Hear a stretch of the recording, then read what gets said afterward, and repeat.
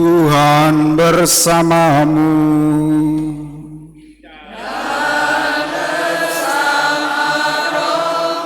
Inilah Injil suci menurut Matius.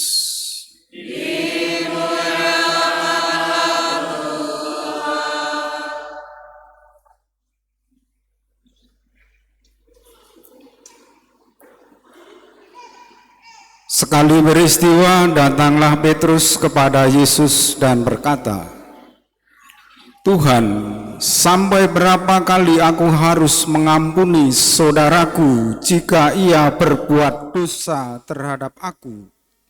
Sampai 7 kali?" Yesus berkata kepadanya, "Bukan, aku berkata kepadamu, bukan sampai 7 kali, melainkan sampai 70 kali 7 kali. Sebab hal kerajaan surga seumpama seorang raja yang hendak mengadakan perhitungan dengan hamba-hambanya. Setelah ia mulai mengadakan perhitungan itu, dihadapkanlah kepadanya seorang yang berhutang 10.000 talenta. Tetapi karena orang itu tidak mampu melunasi hutangnya, raja itu memerintahkan supaya ia dijual bersama anak istrinya dan segala miliknya untuk melunasi hutangnya. Lalu sujudlah hamba itu menyembah dia, katanya, 'Sabarlah dahulu, segala hutangku akan aku lunasi.' Tergeraklah hati raja itu oleh belas kasihan, sehingga ia membebaskannya dan menghapuskan semua hutangnya. Tetapi ketika hamba itu keluar, ia bertemu dengan seorang hamba lain yang berhutang 100 dinar kepadanya. Ia menangkap dan mencekik kawannya itu, katanya, 'Bayar hutangmu.' Lalu sujudlah kawannya itu dan memohon kepadanya, 'Sabarlah dahulu, hutangku itu akan aku lunasi.' Tetapi ia menolak dan menyerahkan kawannya itu ke dalam penjara sampai dia melunasi hutangnya. Melihat itu, kawan-kawannya yang lain sangat sedih, lalu menyampaikan segala yang terjadi kepada tuan mereka. Lalu raja itu menyuruh memanggil hamba pertama tadi dan berkata kepadanya, 'Hai hamba yang jahat, seluruh hutangmu telah kuhapuskan karena engkau memohon kepadaku. Bukankah engkau pun harus mengasihani kawanmu seperti aku telah mengasihani engkau?' Maka marahlah tuan itu dan menyerahkan dia kepada algojo-algojo sampai dia melunasi seluruh hutangnya. Demikianlah juga Bapamu di surga akan berbuat terhadap kamu apabila kamu masing-masing tidak mengampuni saudaramu dengan segenap hatimu." Berbahagialah yang mendengarkan sabda Tuhan dan tekun melaksanakannya.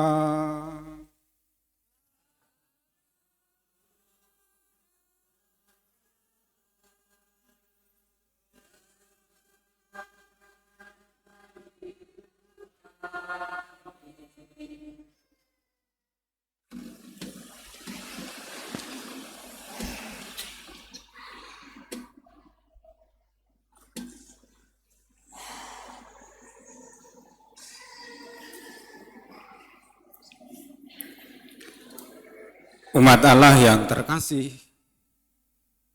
pertemuan minggu ketiga bulan Kitab Suci Nasional Kasih Allah Menyelamatkan.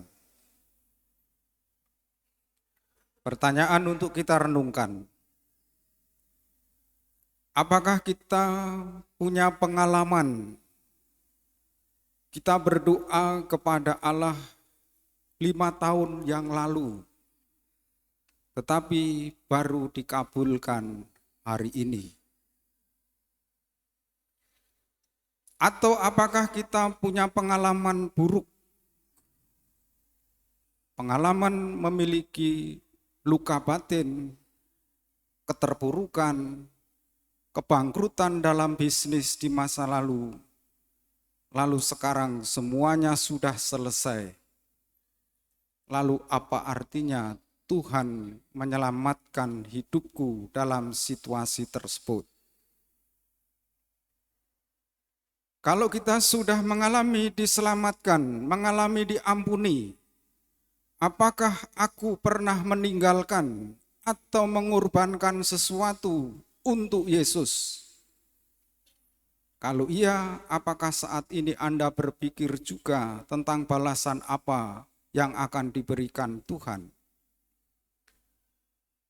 Pertanyaan terakhir untuk renungkan, bagaimana kita menyikapi kedudukan, jabatan, harta milik, pun apa yang kita miliki? Apakah kita sembah sebagai Tuhan atau Tuan, atau sebagai sarana pemberian Tuhan untuk mengabdi Dia? Umat Allah yang terkasih, kita mungkin pernah mengalami sakit berat. Setelah sakit berat, hampir mati, dirawat, lalu oleh dokter boleh pulang. Ketika masa pemulihan itu, kita mengalami yang namanya makan sangat enak dan banyak. Lalu ditegur, kamu kok makannya banyak, Dek? Iya nih, baru sembuh dari sakit. Itu namanya pemulihan. Jadi kalau ada yang makan banyak, jangan ditegur, nanti sakit. Atau jangan suka sampai kelebihan makan lalu kegemukan.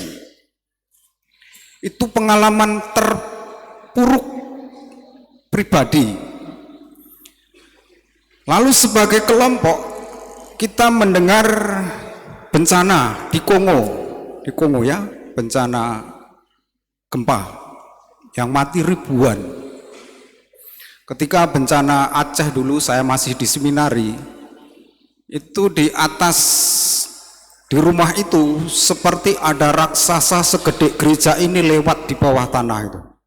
Jadi bagaimanalah goyangnya. Lalu ketika bencana di Kongo, yang mati ya sudah mati, tetapi yang masih hidup, yang tertinggal masih hidup mau ngapa? Apakah putus asa, kecewa, marah, frustasi? Yang masih hidup tentu dipanggil untuk memperbaiki keadaan.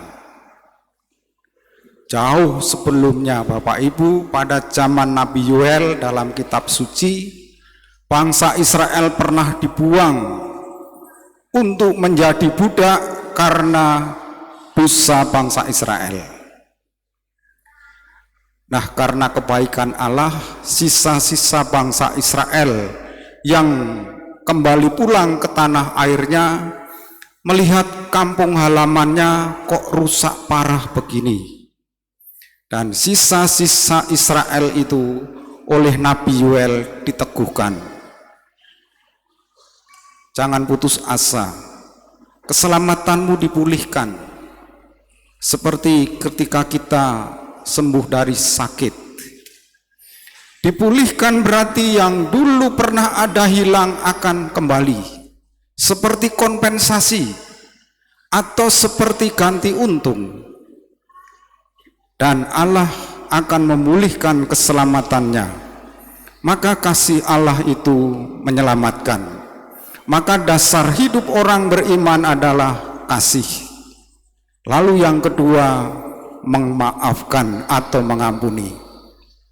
Umat Allah yang terkasih, kita tahu, sadar sesadar-sadarnya, sangat sulit memperbaiki diri sendiri.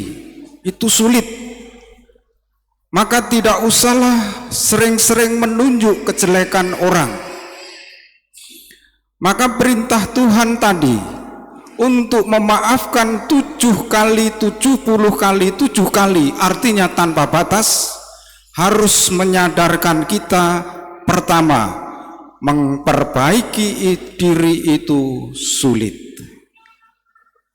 Dan kalau memperbaiki diri itu sulit, perlu pertolongan Allah, perlu kasih Allah. Dan kalau punya pengalaman diselamatkan oleh Allah, mestinya kita mampu memaafkan sesama kita.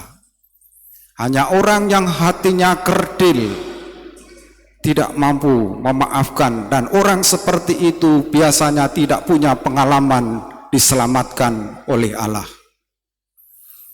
Mengampuni menurut sabda hari ini harus bagaikan orang bernafas. Bagaimana kita mau membangun keluarga yang rusak kalau tidak mampu memaafkan?